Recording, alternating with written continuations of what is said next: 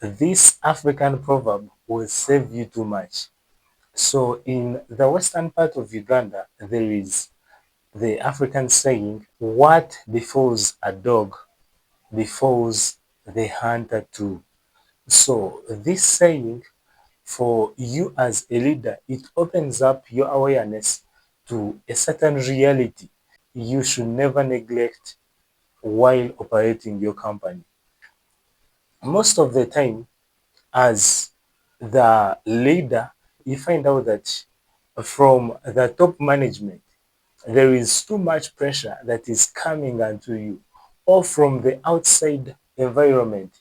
Let it be the investors, let it be family, let it be your top leaders, let's say the founders.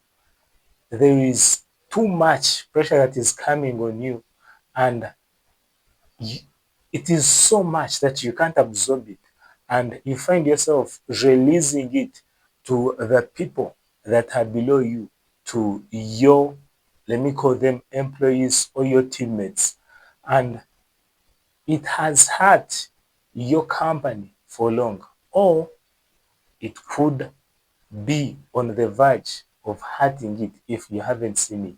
From this proverb, we see that one, we are having a hunter, and two, we are having the creature, which is the dog that they are using or that helps them in doing the hunting. And this dog is actually the one in charge of making sure that it senses danger ahead and alerts the hunter. That is one.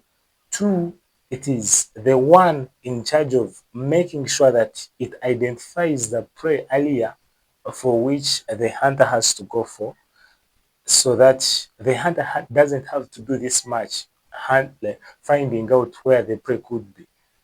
And three, this is the same animal that helps this hunter to chase after the prey and catch it before the hunter gets it, so that the hunter's work can get lighter.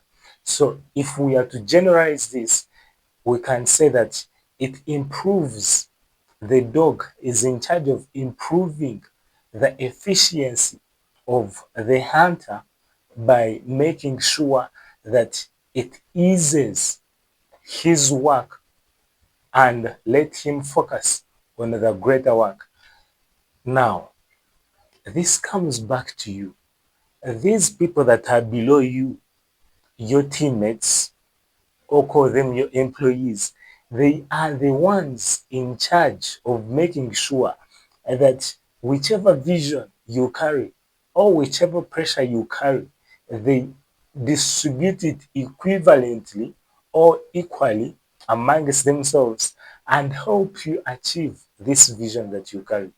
But if the working culture that you're having in that system, in that business, is not favorable for them, one, they will run away, like you could have seen or you could have identified in other businesses, or two, if they stay, they will not perform as to how effective you expect them or as to how effective they used to do it.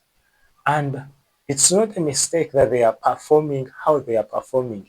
It's not a mistake that you anticipate them to perform the way you anticipate them to perform. It is as real as to how you see the interdependence that is between the people above and the people below. And however much high we could be, if our working culture isn't so effective, then we expect the same from our people that are below. And how can we make this easy? Let's imagine from the start up to now, you had not picked a point of why this proverb and how to go about it. I want you to see these pointers that I'm going to give you. I'm going to give you 2 pointers that you should take from this session. The first one is the interdependence factor, that we depend on each other as a system. For the people above and the people below, there is no difference when it comes to the dependence. We both need each other. We depend on each other.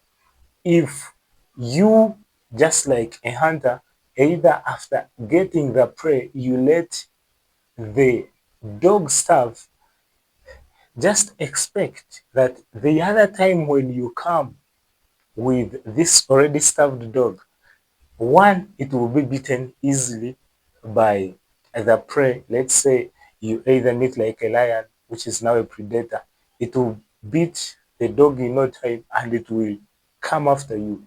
Or let's say this dog gets an illness, then it won't take long until you too are affected by its illness. How? Either you could go to hunt and you don't have enough energy because this is already outweighed, your employees are already outweighed, so you cannot push any further. You can't push them. They themselves are weary, they can't go any longer. And in that way, it will hurt you so much. It will hurt your business. You might not realize it in the first month, second month, or third month. But by the time you realize it, the company will be at the verge of crumbling. Or you might find the system has to change entirely from the word go, everything has to change. And finally, the second one is the body structure system. The body structure system here, I imply that every business functions as a body, a human body, whereby every joint of the body fun- functions so effectively to make sure that this body structure keeps firm and upright. But the moment any joint gets injured, then the whole system crumbles. We immediately start to see the limping effect of the whole structure. Though it's one joint, but the whole system starts to limp. We see the whole structure limping, and you could have realized this. I know I'm not being barbaric. I'm not speaking things that are so new to you. You already know what you have to change. You, if let's say you haven't faced them, then it's better you protect your company, your business from having this issue. And here is how to make sure that these employees of yours, these teammates of yours are motivated full time. Their energy is in coherence with your energy. Your vision and their vision is so aligned that you move as one system, just like a hunter and their dog. In the scriptures, I believe this is in Psalms 122, we see King David giving us a hint of this. And he said that I was glad when I was told to go into the presence of the Lord. I believe you have seen this when you are hiring these employees of yours. They had a certain enthusiasm. And how come this enthusiasm went? I believe you very well know and see that the enthusiasm didn't go because they are as ineffective as you're saying or as you're thinking, but it could have only gone, or it even went, because of what they found, what they anticipated to find, and the working culture that they found weren't in coherence, weren't at par.